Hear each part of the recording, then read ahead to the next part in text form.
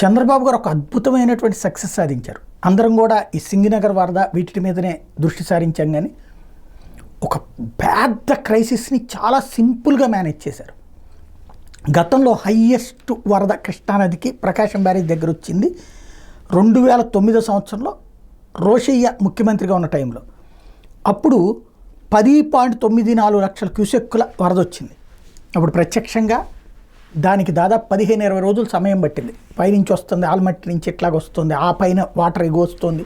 మన దగ్గరికి అన్నటువంటిది ఎలర్ట్నెస్, ప్రిపేర్డు, అందరిని అవతలకి తరలించడం, ఆ వాటర్ వచ్చేటప్పుడు ప్రకాశం బ్యారేజీ మీద నుంచి వెళ్తుంది అన్నటువంటిది, హైవే మీద మునిగిపోతాయి అన్నటువంటిది, ఇవన్నీ కూడా ముందుగానే అంతా అలర్ట్ చేసుకుని ఉంచుకోవడం చేసుకొచ్చారు. అది దాదాపుగా చాలా టైం తీసుకుంది కాబట్టి పక్కా ప్లాన్తో చేసుకోగలిగారు. అట్లాంటిది నిన్న వచ్చింది 11.43 లక్షల క్యూసెక్కులు. అంటే అప్పట్లో వచ్చిన దానికంటే కూడా ఇంకొక అడుగు ఎత్తు. క్యూసెక్ అంటేనే క్యూబిక్ సెకండ్ ఫర్ మీటర్ అన్నమాట. అలాంటిది ఇది 1 మీటర్ వాటర్ క్యూబిక్ సెకండ్కి వచ్చేటటువంటి ఫ్లోని అంటుంటారు.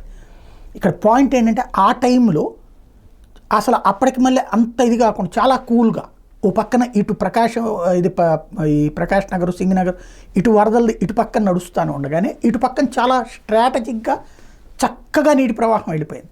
ప్రాబ్లం లేకుండా డౌన్ నిదానంగా తగ్గుతూ వచ్చింది. అప్పట్లో ముంపుతో పోల్చుకుంటే చాలా వరకు జాగ్రత్తగానే నడిచింది. అంటే వర్కింగ్ స్టైల్ అన్నటువంటిది చాలా కూల్గా సాగిపోయింది. పర్ఫెక్ట్గా మేనేజ్ చేయగలిగారు, పర్ఫెక్ట్గా ప్లాన్ చేసుకోగలిగారు. ఇరిగేషన్ అధికారుల్ని అభినందించాలి ఈ విషయంలో. ఎందుకంటే ఏమాత్రం టెన్షన్ లేకుండా కూల్గా వెళ్ళిపోయింది. సరే మధ్యలో రోడ్డు కోసుకుపోద్దా, ఫెర్రీ దాకా నీళ్ళు వస్తాయా, ఆ తర్వాత మళ్ళీ ఆటోమేటిక్గా వెళ్ళిపోతాయి, అవి కామన్ థింగ్. బట్ ఎలాంటి ఇబ్బంది లేకుండా శరవేగంగా, ఎందుకంటే అప్పట్లో టైం ఉండేది, ఇప్పుడు టైం లేదు, అతి తక్కువ సమయంలో జాగ్రత్తగా మేనేజ్ చేయగలిగారు. హ్యాట్స్ ఆఫ్ చెప్పాలి.